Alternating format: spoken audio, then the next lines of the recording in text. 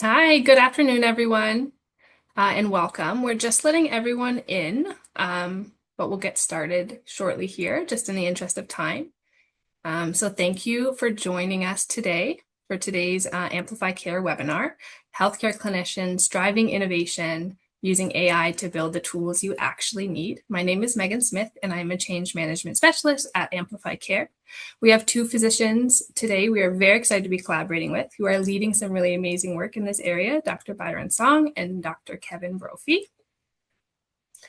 So just a few quick housekeeping items. We'll go to the next slide here. The webinar will be recorded and the link will be sent out and available on our website to follow. All lines will be muted, but you are encouraged to ask your questions using the Q&A panel located at the bottom center of your screen. The presenters are going to do their best to answer as many of those as they can at the end and throughout. You're also welcome to share your own comments or experiences as well as we go. So on the next slide here, Amplify Care, for those who are not familiar, is a not-for-profit organization that supports primary care clinicians and other healthcare organizations with the meaningful adoption of digital health tools to enhance care delivery. And this slide just outlines like a high-level overview of where we do support. At Amplify Care, we do believe strongly in amplifying clinician voices and ensuring your team is empowered with the right tools to provide the best possible care. These webinars are designed to do just that. We really want to create an open and collaborative space to share knowledge, explore more emerging trends, and highlight some innovative practices that clinicians are leading at the forefront. So we hope that you'll take away something valuable for your own practice today, or even just spark new ideas in conversation about what's possible. So just so our presenters have a feel for the audience today, we are going to launch a really quick poll on your screen. So if you're able at your computer, if you can just select the answer that best pertains. So the first question we have here is just on your current role. I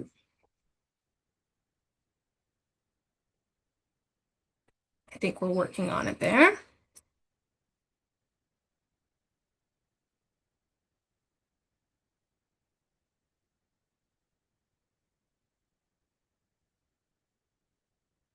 There you go. I think you should see it on your screen there. So just on your current role, and then what is your familiarity with coding? That's just more related to the content today. That'll just kind of help our presenters to kind of understand the mix of our audience today.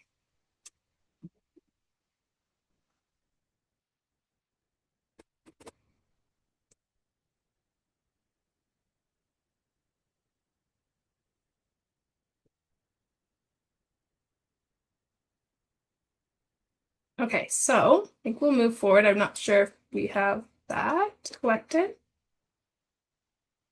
but when we're ready, we'll move to the next slide.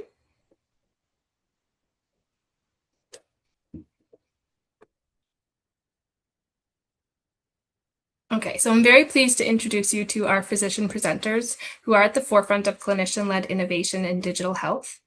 So first we have Dr. Kevin Brophy. He's a family physician and the digital health lead for the section on general and family practice at the OMA. Dr. Brophy is known for his practical, hands-on approach to innovation in building physician-led tools that directly address real challenges in clinical practice, including the Easy Clinic Practice Manager Toolkit and the Faux Hourly Tracker you'll hear about today. He's a strong advocate for empowering physicians to take an active role in shaping digital tools they rely on every day. Joining him is also Dr. Byron Song, a family physician and recipient of the 2025 Canada Health InfoWay Connected Care Innovation Grant.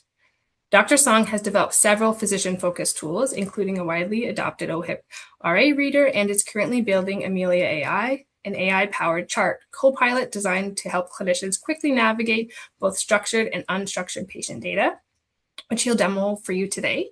So together, Dr. Brophy and Dr. Song bring a very unique clinician-driven perspective on how AI is transforming healthcare, not from the outside in, but from the front lines of care delivery.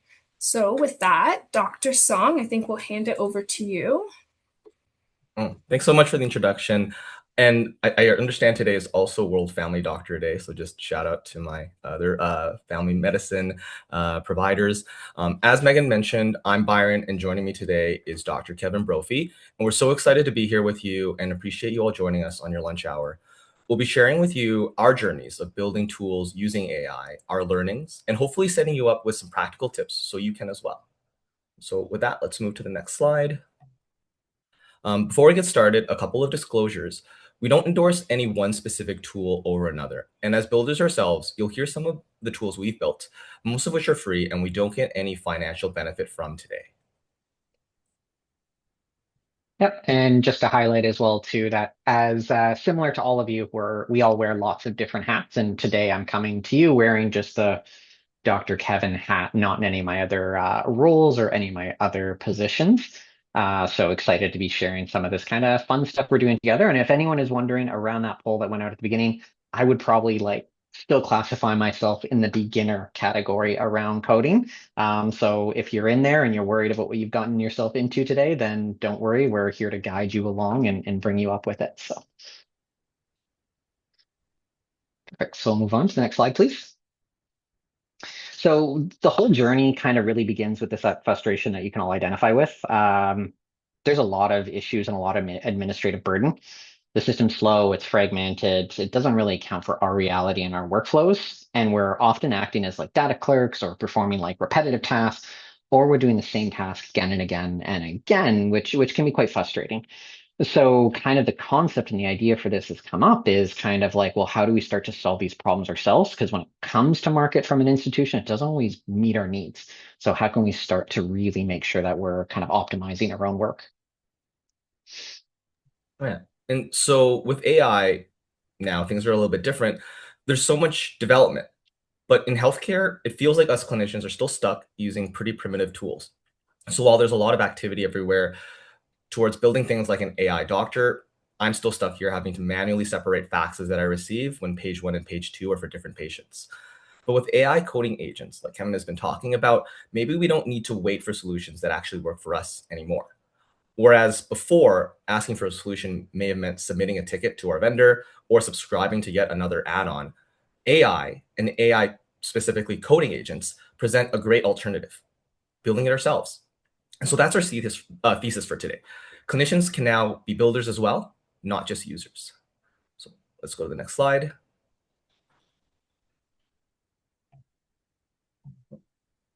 Yeah, maybe frozen here, or can we go to the next slide? Oh, sorry. Maybe having a bit of technical difficulties. Oh, there we go. Awesome. So firstly, why should clinicians code? Well, I can tell you from my own experience, it's really fun. You get to build tangible tools that make your life better. And really now it's more accessible than ever. AI has truly lowered the barrier from both a financial cost and a time cost. It's cheaper than paying someone to build it for you, and you can really actually get to a working demo or prototype just as an individual. You can also solve problems much faster than before. What might have taken months now takes weeks, and for smaller things that might have taken hours, just minutes. And as clinicians, we actually have something very important that sets us up to be ideal builders in this new age, and that's our domain expertise. And don't just take my word for it. Earlier this year, many outlets broke out celebrating a practicing doctor taking third place at an Anthropic hosted hackathon, beating 13,000 others, building an AI tool that guides patients after they've left their appointment at their doctor's office or hospital. And so more and more, this domain expertise that we have is being recognized as a huge asset. As a clinician, you live the problem. You're most likely the user, and you have all the reason to do it. And also, if you don't build, there's a chance that the problem you've identified might not actually get solved. Next slide. And so that kind of relates to how I got started. The problem I was facing was I wanted to make sense of the RA, and that's a monthly billing report we get from the ministry. Last fall, I built a free RA reader for Ontario physicians. It's a locally run tool that doctors can use to get insights out of their RA report, which is infamously difficult to interpret. And last summer, it was made even harder once they introduced these relativity payments. Quickly, I remember the Facebook groups getting flooded with new posts every day from people venting their frustrations. And these are just some of their quotes. Now, I built some things the old-fashioned way before, and that takes a lot of time. But since I've been tinkering with some AI coding agents that summer, I felt like I could create something useful for myself and for others much faster. And so I first started by exploring interest and gathering input from my peers with a Facebook post on August 7th. Since it was such a universal problem, I had a lot of colleagues who volunteered to be early testers and were excited that something was going to be built. And since I knew the problem myself quite intimately, I was able to release a prototype after 8 days. Then, after getting these early testers to try it and provide me valuable feedback, I iterated on that feedback and released a public MVP, or minimum viable product, a week later. And so, what made the process easy, as my own user, I knew kind of what I wanted at the start. I wanted a nice, clean summary of my billings, the ability to copy and paste things, and to see my access bonus as a percentage. And all in all, we went from problem to an idea to MVP, and it only took 2 weeks. And a big part of what allowed me to build and iterate so quickly was using AI. And then next slide. I'll just jump in and highlight there for those of you that MVP, we're not talking about the most valuable player. We're talking about something called a minimum viable product. So like what's the like core, earliest, most basic function or functional iteration of a program or a tool? That's what we're referring to when we say MVP. Thanks, Kevin. And so AI can code, and it codes really well. In fact, coding is probably one of the best suited jobs for AI. Why? Well, because good code is a lot more objective than, say, a good poem or a good consult note. There's a much shorter iteration and feedback cycle because the bad code just doesn't work. And most importantly, LLMs, or large language models, depend on good training data. And for coding, there's just huge amounts of it, and most of which is publicly available and open source. Now, if you wanted to get started, you could just test it out by going to ChatGPT and asking it to write you some code. But if you really wanted to start building something, you likely need more than just the large language model. You would likely need a coding platform or environment. The way to think about it is that the LLM, and that could be GPT, Claude, or Gemini, you can think of it as a powerful brain. It's trained on lots of data, and it can certainly write really great code. But something still needs to turn that into a program or app. And that's the reason you need the platform or environment. It's what really allows the large language model to behave less than just a brain and more like an agent that can actually execute on the code and do things. And so if you're looking for an AI coding platform, I can say there's quite a number to choose from. A lot of them are very great. Personally, I use Cursor, and I know some other popular ones include Claude Code, Windsurf, and Replit. Replit is really good if you're just starting out because it kind of puts everything together pretty simply. And we can go to the next slide. Yeah, so really what we want you to take away from this is that we want to kind of change your mindset and think about AI as your coding co-pilot, where you do not need to have any kind of coding background or any significant coding knowledge whatsoever to make this functional and to make this work for you.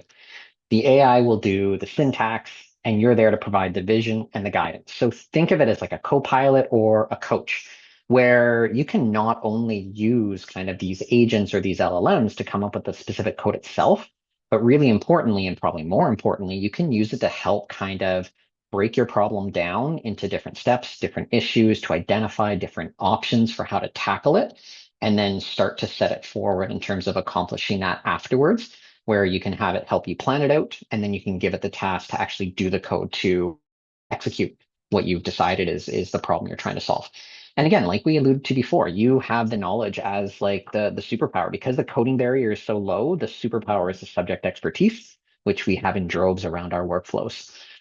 And then the really important thing that I'd advise you all to start to do, and Byron's going to have a great example for something like this coming up shortly, is like really start small. Just build for yourself. Don't build for other people. Try to find something that sucks the joy out of your day, and then try to build a little bit of something that might help make that a little bit easier and create a little bit less friction for you. Next slide, please. So now that we've talked to you about the idea of coding with AI, I'd love to show you a demo of just how approachable it can be. So let's run through a couple of steps. We'll use AI to make a simple tool. It's important to start with a problem. So here the example will be a patient comes in and brings you a blood work report that they want you to review with them. But you find out that the units are in American. And for me, that means I don't really know what those numbers mean, and I need something to do that for me. And so ask yourself at this stage, what I would ask myself was, what would make my life easier? And I think certainly I want a calculator that does it really fast, converts in both directions. So I really don't need to remember all those units and conversion factors. I might also want it to just have all the tests that I want, to know that beforehand. And I'd want the tool to be something I can use again later, even if I'm in a situation where Wi-Fi is spotty or I don't have internet at all. So now that I have the idea, I can just tell the AI what I want. Instead of writing lines of code, I'm using plain English. And that's what we can call a prompt. And the prompt we'll use today is build an easy offline, easy to run app that allows me to convert units from US to standard, SI, Canadian, for maybe the most common 15 medical lab tests. So happy with that prompt. We can go to the next slide. And yeah, we can hit play. So we put the prompt in AI coding platform, and what you're seeing here is a recording of cursor. Once I put that in, I just hit enter, and the AI gets to planning. It'll spend some time thinking before it actually builds. And for certain steps, as you see here, it'll actually ask me to manually verify. It's just asking me if it can look inside my workspace folder, checking to see if it makes sense to create those files there. So I hit yes, and then it keeps going. And when it shows you what it's thinking, you actually have the opportunity to hit that stop button whenever you feel like it's veering off track. In this case, I actually like a lot of this decisions it's making. You can see here, it's mentioned that it wants to deploy it in the form of an HTML file. And next, what you'll see is it'll mention that it's actually honoring some of the rules that I had previously set up in the cursor environment. You see the mention of a privacy note, just because I've wanted it to not make any network calls, effectively not touch the internet. And once it's finished all that planning, that's when it starts writing the code. So we give it a little bit of time.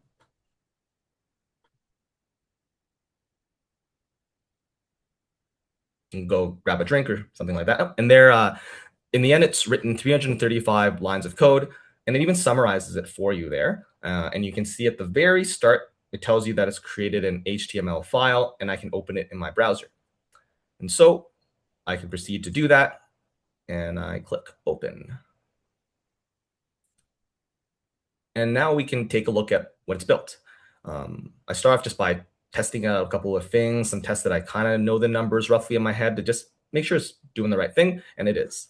And the cool thing is that in this case, as you can see, the AI actually just decided what tests to include here. But I could have also just told it the exact tests I wanted. Let's say if I had a very specific practice workflow where I see a lot of tests repeatedly, and I really don't want to have all these other tests in there that's taking up space. So one of the perks of building your own AI tools is really having that degree of customization. Yeah, and we can go to the next slide. Yeah, so that's a great example of something really simple. And I love how I'm seeing questions in the Q&A already because that shows me you're engaged, which is great. So as I go through this next slide and some of the other slides, we'll address kind of some of the things that have been up here. But kind of one of the ideas that I want you to kind of take to in terms of thinking about a familiar analogy is sort of you're the attending and the AI is your kind of trainee or the student who's working under you. So you treat it as such, sort of you're the specialist kind of oversight with the patient safety and their ultimate responsibility around the outcomes. But what you're doing with the agent or the trainee is that you're letting them run through, create their ideas, create their work, write their first set of consult note, and then you just do your little editing afterwards. So when you go to verify and you go to test these things, you're able to kind of understand how accurate it is or not. You're able to do the accuracy. And then instead of going back, there's one question, do I have to go back and edit the code after I make these 330 lines for this? And the answer is no. You just need to go back with your specific feedback about what needs to be changed about the code after you verified to iterate and move forward. And that's how you can work with the agent, not just for the creation of the tool, but also the iteration, the changes, the updates, and the adaptions that you do as you start to test it out in real life for it to work, which is the exciting and part of the fun part. But also caution, that's where you get lost down the rabbit holes of, oh my God, it's 2 o'clock in the morning and I'm still coding, which is where the fun comes in with this. So move on to the next slide. Another common analogy to walk us through that I like to think about when thinking AI agents for coding is similar to like a PDSA cycle that we're used to for doing our QI or quality improvement sort of designs. So planning something, creating a clear idea of kind of what the outcome is. And this is where you can use the AI as a coach to help you plan out what is it that I want to get out of this tool or what am I trying to accomplish? How are some different ways that I can accomplish it?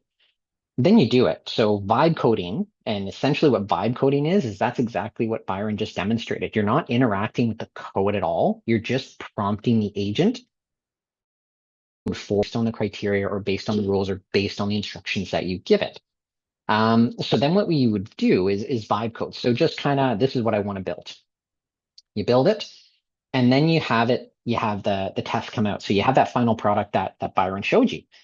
Then what you can do is you can test it out. So you can put in some values and see if it works great. The conversion works great for glucose. It doesn't work good for calcium. You'll also notice that there was a search bar where it could highlight down, and there was also sort of, it shows the 15 tests for you, but maybe it missed one that was really important. So that's when you would go to your act and you would go back to the agent and back to that original kind of coding environment. And you start to tell it, prompt it back with the feedback. So, oh, I noticed that the conversion wasn't correct for this. Can you double check it? And then I noticed that, this test was missing. Hemoglobin A1C was missing. Can you please make sure that hemoglobin A1C is included or whatever it is? Then that's your planning for what your next step is. And then you just kind of keep going just around and around and around this cycle. And where we talk about the safety firewall here. So that's sort of right after the do section. What we mean by the safety firewall here is when you're doing this iterative process, just to be clear, because I saw some questions about this, when we're developing these are tools that kind of you're using the AI agent or the LLM to code independently for you and create its own little program. It's not something that's running native or within the LLM all the time. And that's how you can get to doing things that are offline, not reaching out to the network, and are not kind of sharing any of the data that you're putting in there. So what we mean by that safety firewall is whatever you're interacting with an LLM or a coding environment needs to be very, very kind of scrubbed clean, no PHI, no sort of patient information in there. You want to use either fake data or just kind of logical steps to help kind of it do the coding. Then when you get the product, you can test it in that environment where it's not sharing any information outside of your local environment for privacy concerns. And then you take that feedback and put that feedback into the agent without the PHI. So that's the safety firewall of kind of how you keep those things separate as you're iterating and you're building. So move on to the next slide, please. So that's really kind of like, the safety firewall or the golden rule, like PHI protection. So nothing with PHI goes into your LLM or into your coding environment because that's connected to the internet, unless you've created a whole local secure, et cetera, et cetera. I would say just in general, don't ever put any PHI in there. So what you want to do is instruct your agent to use either fake data that you can kind of create or make up, or what you do is you make sure that whatever your product is that's going to interact with anything that has PHI in it acts only locally. So that's a specific set of instructions within the prompt. And that was kind of what Byron was alluding to around kind of like a locally run HTML file. Just means that the program itself just runs locally on your computer and doesn't connect with anything else on the internet or doesn't send any information to the LLM or anywhere else. That's how we try to kind of create that sort of protection around PHI. And then the idea as well too is kind of this human in the loop kind of concept, where the AI does the draft and the prototypes and initial iterations, and then you as the physician, as the user, as the guide, you're or the senior, you're giving it that final verification and that final kind of check before you start actually using the tool in real life. One thing to consider is because PHI, we have to really, really careful about privacy, is maybe when you're starting off this process, is start this process off with something that doesn't touch PHI potentially, to create a tool or build something that doesn't interact there so that you're really, really safely protected from any concerns around sharing. So you don't want to share any of that PHI with any of the LLMs or any of the coding environments. Next slide, please. Yeah, thanks, Kevin. And glad you're answering some of the questions in real time. That's really nice. And again, to reiterate some of those things, before you start, some practical tips just to avoid pitfalls and prevent critical mistakes. It really makes sense that when you're just starting off to solve the problems that don't involve PHI yet. There are lots of those, and that way you get to make those inevitable early mistakes on a solution that bears no consequences. Because I've said that AI is good for coding, but I really wouldn't rely on it for things like system security. I would recommend having a human in the loop involving some like human engineer or something like that once it gets to that stage. You want to take on the mindset that you will learn as you code, and as you learn, that's how you start taking on more and more complex problems. The nice thing is that the AI can answer your questions and act like a coach during that process. And remember that it's really replacing the syntax, the more tedious things, but it's not a replacement for the logic and understanding, which you'll build over time. Even to this day, the idea of some completely autonomous, unsupervised coding agent, that's nothing but hype. You will need to supervise the AI. And as we've shown a little bit earlier, that can be simplified with things like rules and guardrails. And of course, the best practice is to spend more time planning. Build in steps, break that big task into smaller subproblems. And that's generally just good rules for building things. It'll allow for good maintenance and debugging. It'll make that all a lot easier. And that's also really important if you're planning on sharing your tool with other people, which Kevin will talk about. Next slide. Yeah, thanks. So thinking about kind of that whole idea, and I see some questions in there about this as well. What do you do with it after you make it? How do you share it? How do you spread it? So that's one of the thoughts you might want to think about early on in that planning session. And this is where that prompting, that planning before you actually get to the coding is really, really important. So if you're going to do anything that processes PHI, for example, you're going to want to make sure your instructions up front are must process locally, not share, not connect to the internet for any of the information or any of the processing that goes out. Help me choose which type of tool to make an HTML file, an exe, an app, whatever it is, so that it can help guide you along those steps and coach you along some of those places where you could do that. And if you're looking to share and how you could sort of spread this with others, this is a really interesting one of how you could do that. And there's everything from low cost to more advanced to like really advanced ways of doing it. And I think about my own journey with sort of the roster reconciliation tool that you can find on Easy Clinic, for example, where it started as like an Excel sheet where you were dumping in, you were just kind of cutting, copying stuff in, and then we automated it to be able to choose things and then send it out to people to use because people liked it. And then it's like, oh, well, I don't have the right version of Excel or I only have Google Sheets and it doesn't work in Google Sheets. So it's like, okay, well, let's try an HTML file. Okay, great. HTML file goes out. Perfect. It's universal. Everyone can run it on the machine. They don't have to install an app or anything and get around permissions. But then it's like, well, I made an update. So how do I just like email all however many people are using it? I don't even know who's using it. So then I sort of iterated and I kept asking, what's another way I can make it easy to update this so I can push updates to people when I change it or make it better. And then the coach itself or the AI agent came up with the idea of, well, why don't you make this a Chrome extension so you can just update it through Chrome, for example. Then there's these more advanced setups, and these are probably the places where you might automatically think to go to first. And I'd advise you to stay away from those, especially at the beginning. Is like where you would deploy via like an app store, kind of like Apple, Windows, or Google Store. That's got a high burden of entry. You might have to involve a little bit of money, or you have to do some like get other people to kind of prove your code, improve your tool before you get it out there. And oftentimes there's a lot of security issues where if this is something you're trying to use in clinic, if your clinic computers have lockdowns on who and what you can install, then that'll make it difficult to use. So try to think about some of those things up front. And again, this comes with that kind of like the more you invest in the planning, the better it's going to be down the road. And then there's some really advanced things like creating like Docker containers that you can run locally, et cetera, et cetera. But we won't talk too much about that stuff. But there is a whole kind of spectrum of how simple versus how complicated it can become to share this information. So let's go to the next slide, please. Here are some just tools that Kevin and I have built. You'll be able to find them on our website. And these slides will be, of course, made available. In the common thread for all these tools, that they all started with some type of personal frustration that we went through and then became something that colleagues wanted to. Next slide. And now I'd like to show you what I'm currently working on, and that's Amelie AI for Ask My EMR, Locate Instantly. And it starts with the problem that searching through past medical history in the EMR is quite difficult because charts are messy, bloated, and in my experience, built-in search functions are lacking. And so the solution is an EMR integrated AI agent, or sometimes called a co-pilot, that does targeted chart reviews and surfaces relevant past medical history that can then support good clinical decision-making. Next slide. And just hit play there.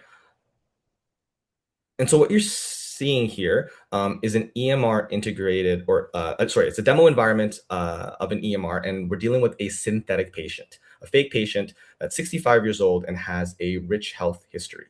The patient's been in my practice for a very long time and has a chart that spans 58 years, dozens of clinic visits, and hundreds of lab tests and documents. So let's run through a scenario. The patient over here is booked for me at 1 p.m. today, and the appointment note reads follow-up hospital admission, need RX, and neuro referral. As you can see, the last time I saw them was in December, and so I really don't know what this hospital admission is about, but I do want to be prepared before I see my patient. I'd like to ideally have some summary that tells me everything that's gone on, because that way I'd have better context to meet their expectations on what they mean by the prescription renewal and neuro referral. And that's what an integrated AI co-pilot could do for me. And so here I would open up Amelia AI. So now Amelia AI is opened up side by side with the EMR. And as you can see, it's synchronized to the EMR. There's also a section there that shows the chart contents. And I'll just ask Amelia AI, what's happened since the last visit? And then I'll hit ask. And in this case, why don't we, while it's working, look at what it would look like to do this manually. So if I were to do it manually, I would look through all their documents. I would look what's after that clinic visit and probably focus on the discharge summary because that's the most high yield. And once I see the note, I know that we're going to be talking about an admission for a TIA. Now, it doesn't have the presenting symptoms at the start, but that's okay. Let's skip to the end and find what we want. So I want to see that referral. And there you can see that it's to a neurologist, Dr. Daniel Reeve. So it's probably a stroke neurologist. And the prescription is probably something that was new started in hospital. And that's probably this clopidogrel here. Now, since I'd want to see the presenting symptoms for the TIA, I probably have to go into another document like an emergency note. But I also see that Amelia is finished. And looking through what it's come up with me, it's found the emerge note, and it's also provided a citation that I can click and verify. And that pulls up the emerge note, and I see right there, the symptoms were right hand clumsiness, mild expressive aphasia, and this is just exactly the same as the note as it would be in my EMR. And there's a whole bunch of other good points in there and citations that I can click on as well. And when I look at the discharge parts, I see that the atorvastatin was actually up titrated to 80 milligrams. So that was buried in the note, not at the very end. So I would have really had to dig deep into that note myself to see it. But either way, I've gotten all this information now. I feel ready to see my patient.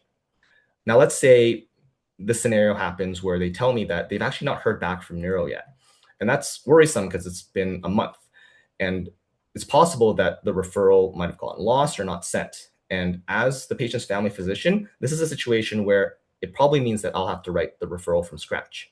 But if I had Amelia AI, I could ask it to write the neuro referral for me. And in doing so, it can save me a lot of that headache and, tedious work of doing what is effectively transcription of a bunch of medical notes. And so I wait for it to get its work done. And now it has something for me. And everyone writes referrals a little bit different. So in this case, we do have the ability to edit it and make it more look like how I would write something. In this interface, I'll type in my name, and I turn your attention to these sections here. There's a reason for referral and an HPI. If you want to keep it really short, maybe you just need one sentence. But the nice thing is that it's gathered all this information for an HPI. So what I can really do instead of making something from scratch is now my role is really just cutting things out that I don't like, which is a lot nicer of a job. There's also the ability to select and put in things like the CPP. It's on by default, but if you really wanted to shorten it, you could also deselect it. And then once I like what the referral is written as, it's the attached documents I need to go through. And Amelia AI now gives me a short list of all the documents and only the relevant ones. And here I'll pick the MRI, and I probably don't want the inpatient progress note, but I would include the discharge summary. And someone else might choose something different, but this is what I would choose. And once that's done, I can just hit the import button and it'll go into my EMR. And I just refresh it. And then I can see that the referral that I created is in there. That's the note and all the attachments come afterwards. And the nice thing now is I can just hit send and fax it over. And this is just one case where an integrated AI co-pilot can make my life easier and really reduce my administrative burden. We can go to the next slide. We can hit the next slide, please. Thank you. Yeah, and so right now, Amelia AI is in piloting phase. So if anyone's interested in learning more, please do reach out. If you want to be an early user, early tester, feel free to email me directly. And there's also a sign-up form you can access at pmhx.ca/signup. Next slide. And so what's next? Well, hopefully after this presentation, we've gotten some interest that folks want to start building. And if you do, again, start by identifying a problematic workflow, explore solutions with your AI as your coach, and just try it out. Build something, build a prototype, iterate. And even if you don't end up building things in the long term, I think understanding the technology really helps you be a critical consumer in this current marketplace of digital health solutions. And lastly, it's important that clinicians take the lead in digital health. Clinician engagement at earlier stages of product development does lead to much better products down the road. Your insights are truly valuable. Next slide. So with that, Kevin, I would really like to thank you all for taking the time to join us and open up to any questions. And I know there's quite a few there, so we'll get cracking at them.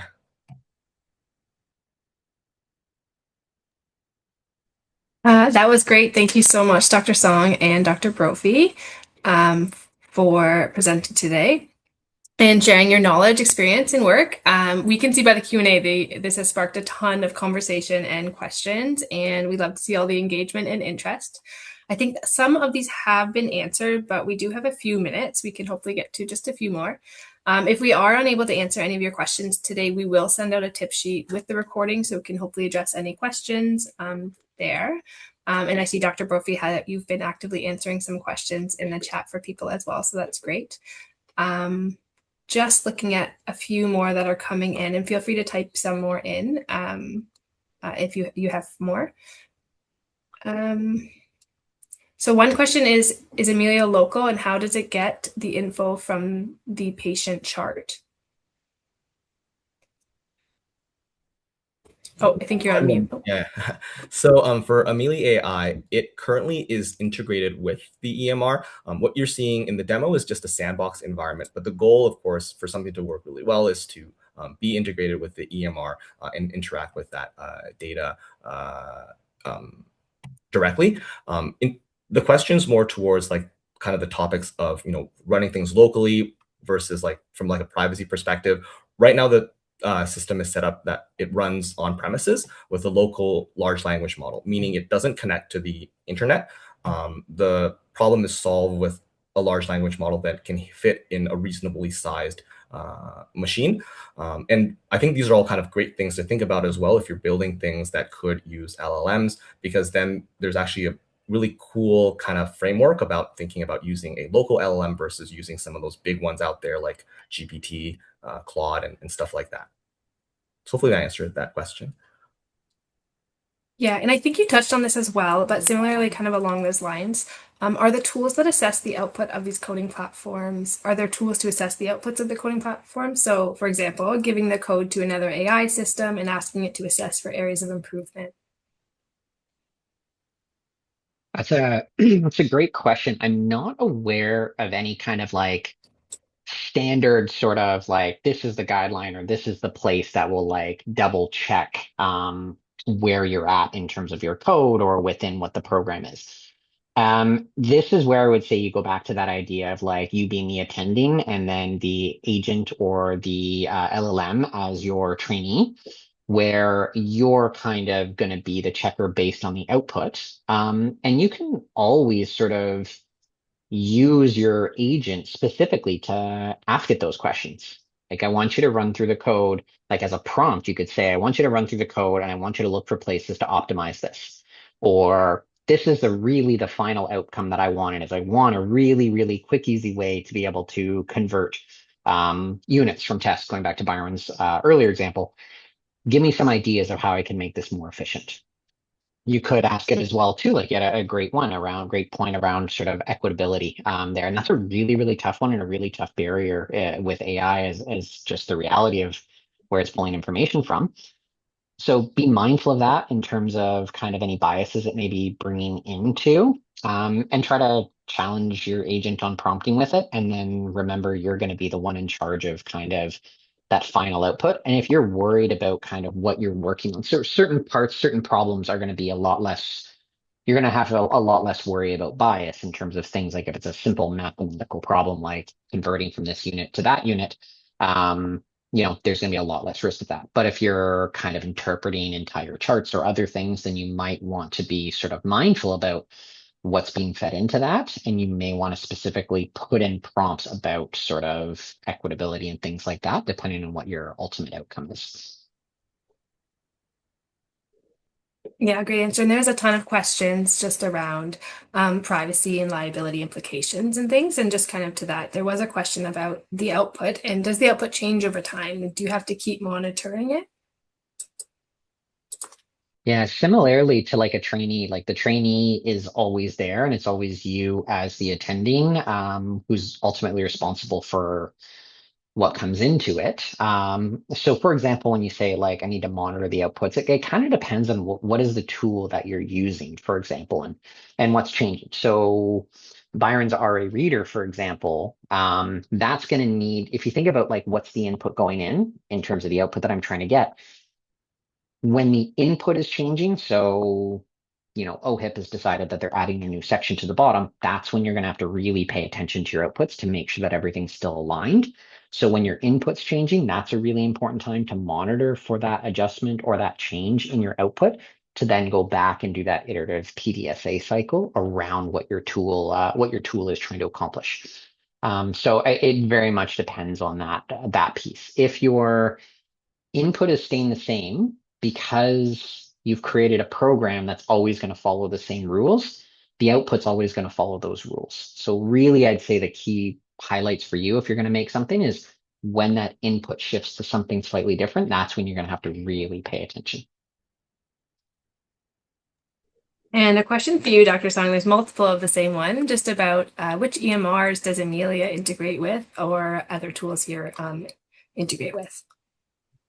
Yeah, so right now, Amelia AI is quite early. We're integrated into the EMR for my group, which is Acuro. But of course, the goal is to get into all the major EMRs. So it's all in the roadmap, and we're really excited to chip away at that so that it can be made available for more folks, as well as get more folks testing, because we really want to get physician feedback, other clinician feedback as well, because a lot of other folks in family health teams might be using it. And really hopefully making the whole process of using past medical history a lot easier for everyone in Ontario. Yeah, that's great. Thank you. And there are quite a few questions. Maybe if we just go back one slide, we will send this out. So we'll send the recording out with the tip sheet answering some of the questions. But Dr. Song and Dr. Brophy are kind enough to provide their contact information here as well. If you have any additional questions or you want to learn more, you can also go to their website. There is a website on one of the previous slides where you can learn more as well. So we'll make sure we send that out. And so you have all that information with you. I think that you guys were able to answer most of the questions, but we'll go back through and of course send anything out that we did miss. And on the next slide there, our contact information is there at Amplify. So feel free to reach out to us at the email there. If you have any questions or feedback for us, we're always happy to connect. So like I said, we will send out a recording of today's webinar along with that tip sheet covering today's content. But we are always interested to hear more from you. So what other topics that you may want to learn more about in future Amplify webinars, and how you're improving the clinician experience for yourself or within your office. So once again, thank you so much, Dr. Song and Dr. Brophy, for coming and sharing this with us today. You can see there's been a ton of questions and everyone's really excited about kind of what's next in primary care. And we're really excited to have been collaborating with you. So thank you again. We do hope to see you all at a future webinar, and happy Family Doctors Day to everyone. So with that, we will let everyone get back to their day. Thank you so much. Have a good day. Thanks, everyone.